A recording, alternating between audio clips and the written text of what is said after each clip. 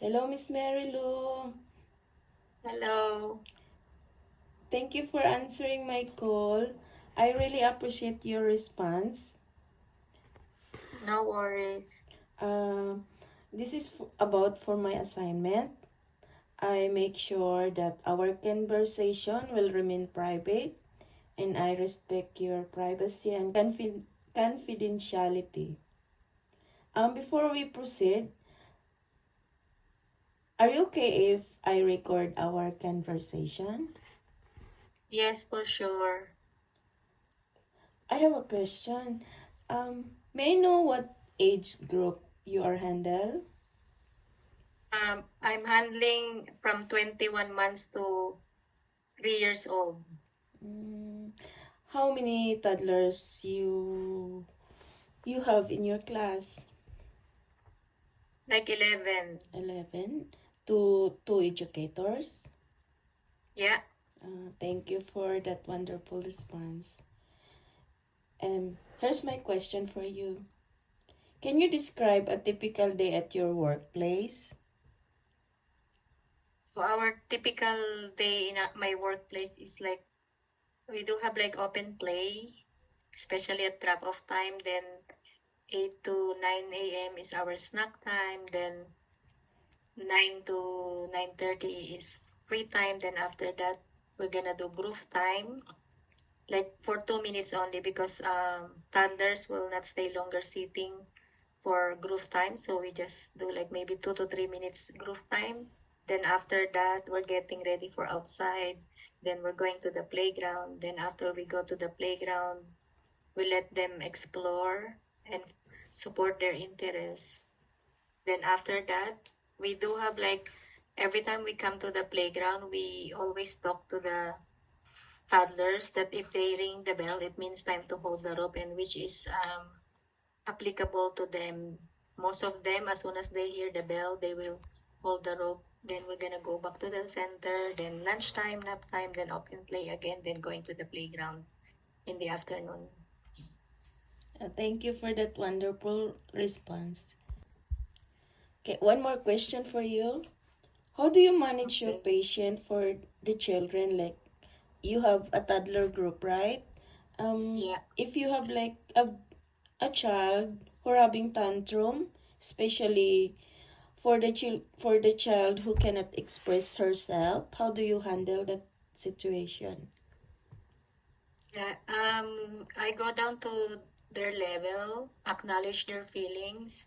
After they acknowledge their feeling, find what is the issue, why she's uh throwing tantrums. Then after that, when if she's not able to say what's the problem, of course it's toddlers, right?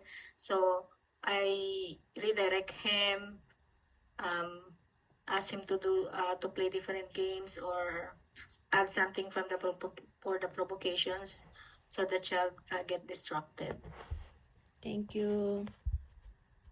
Or sometimes we use visual because sometimes toddler they cannot totally express how they are feelings, right? So we Mm-hmm. use visual of different feelings, or sometimes we're modeling it to them, and which is working for them. It takes time at the beginning. It's hard. They're wondering what is that picture for, because of course at home if they have that issue, they some parents they don't do that visual uh, for the kids, right? Mm-hmm. So it takes time for our group, sometimes a week before they used to have that visual picture about the emotional, which is helpful for them. As long as you're doing it million times, it's helpful for the toddlers. Okay, thank you for that answer. And one more question. How about like if the in the other corner inside your classroom, if there is a child in the other corner who are climbing up on the table or in the chair and the other children are throwing toys, then your partner is just ignoring what's going on. What application you apply in this situation? I asked the child, "Oh, it's look like you're throwing toys. Do you wanna? throw ball at the playground. I guess we can throw ball outside or we can yeah, we can throw ball outside.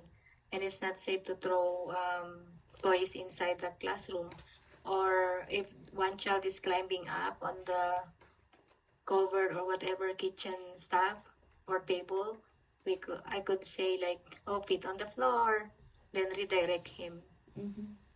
Like how about like if your partner is just ignoring like what's going on, what is your like up like what strategy you're trying to apply to your partner?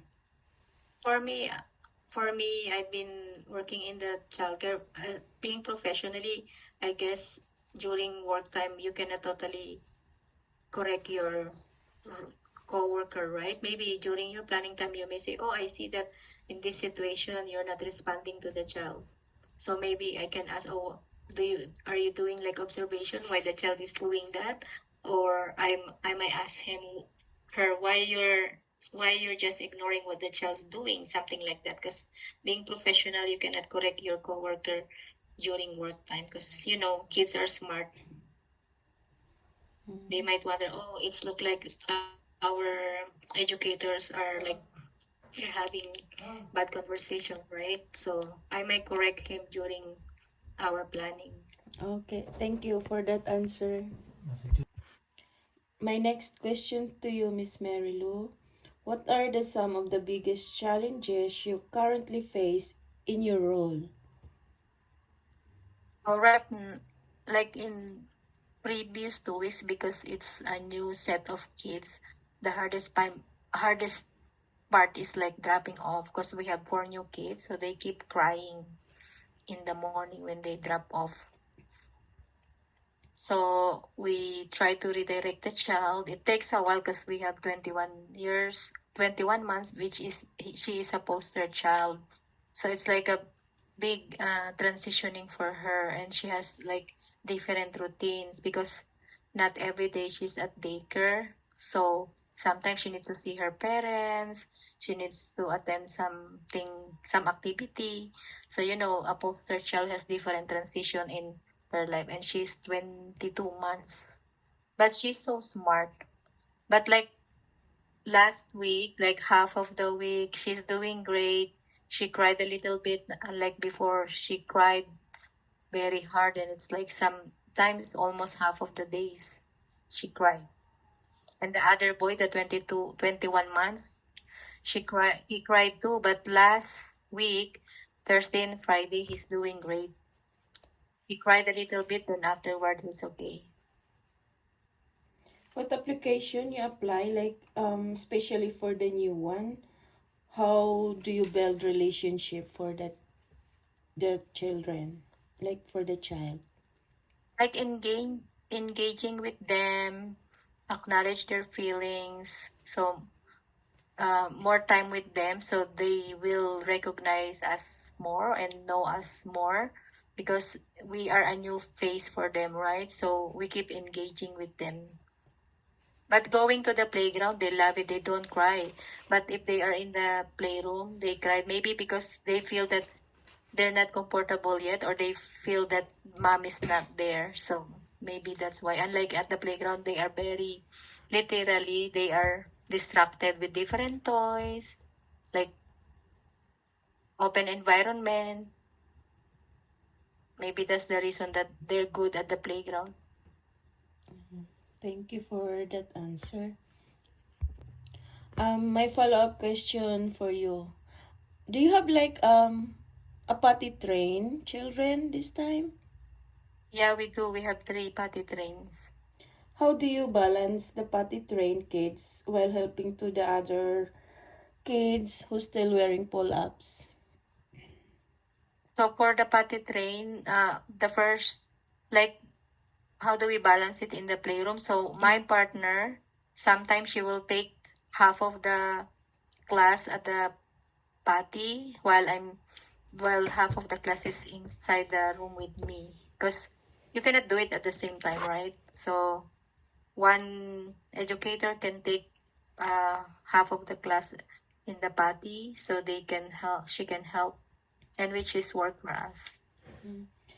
What sign, like, have you know what sign do you notice, like you notice that this child is ready for transition for their pull-ups, like When you notice that every time you change diaper, they are dry, so that's the sign. And when they said, I need to go to the bathroom, those are the sign that they're ready to use potty. okay, thank you. You're welcome. Last question, number 3. What current trends in early childhood education have you noticed, and how have they influenced your work? Oh, the trend in our center is like using flight curriculum. It's a trend now, I guess, in different center. It's challenging at the beginning, but if you take up flight, it's gonna be easy for you to understand what is flight curriculum is. So we are keep trying to apply that curriculum because that's what Alberta Childcare Learning in now, right? So yeah, we keep applying it in our everyday lives. So how do you like how do you manage if, like you said, you're having flight curriculum, right? So every day you're having provocation.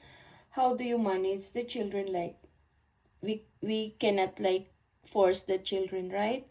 So how do you manage, like, if the child ignore your provocation? Maybe I would add some interesting um toys in that provocation because provocation, the kids love it.